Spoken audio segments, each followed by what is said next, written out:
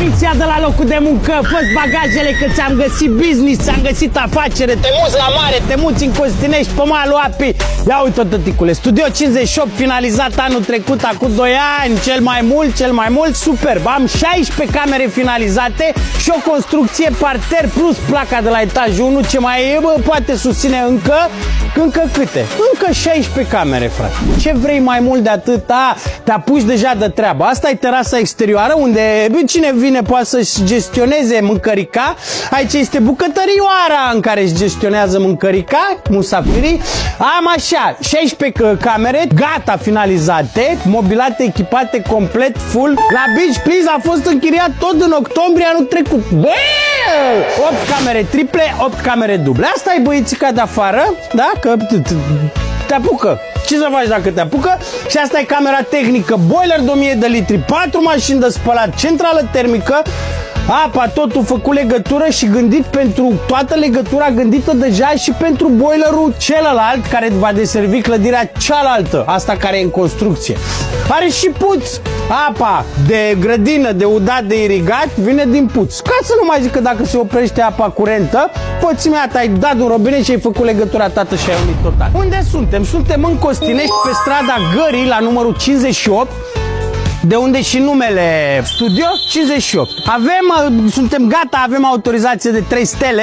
Adevărat zic, adevărat, avem autorizație ISU, pentru că avem depășit numărul de camere care nu necesită autorizație ISU.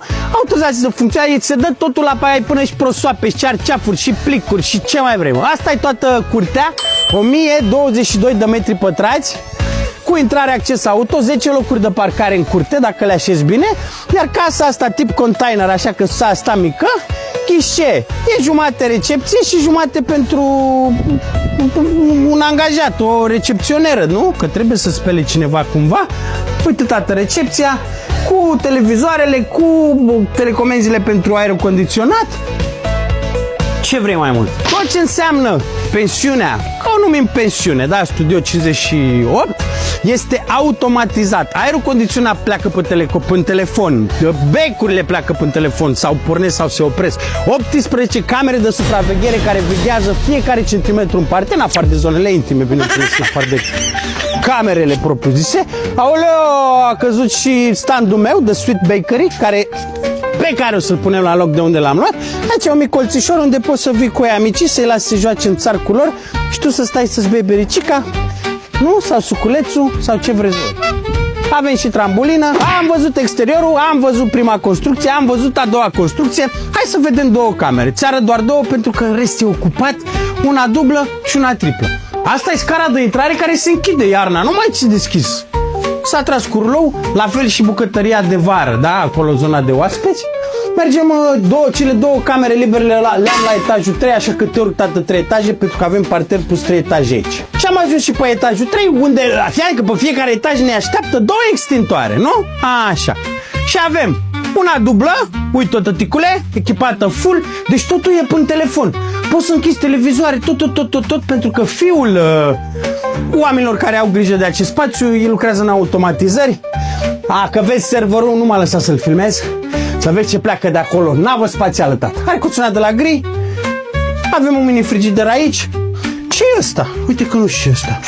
Să nu știu că face și mâncare. Bine ai venit, n-ai voie să fumezi. Hai să vedem și baia, care în vas de toaletă și spatele ușii în care te rog să intri tu. Este zona de duș Joachim.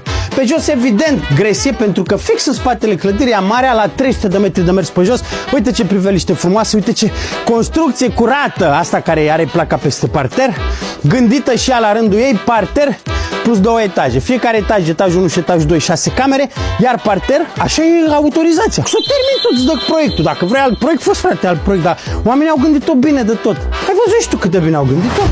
Și asta e camera triplă. Ca mărime sunt la fel camerele. Numai că au un pat dublu și un pat simplu. Cu lumină rece, lumină caldă aici, uite. Pac, caldă, pac, rece și e la fel la toate.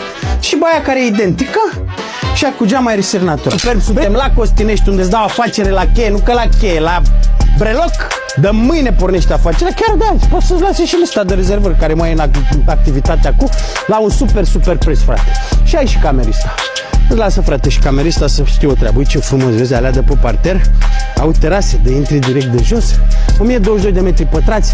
Strada Gării numărul 58, studio 58 se vinde.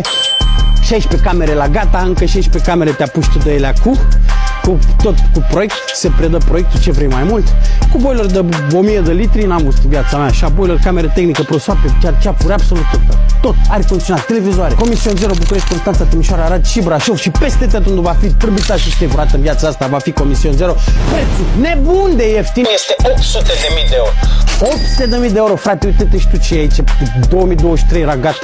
2024 au ieșit toate autorizațiile și avizele și au dat drumul la treabă, frate. Bravo! Bravo, tata! Hai să mergem!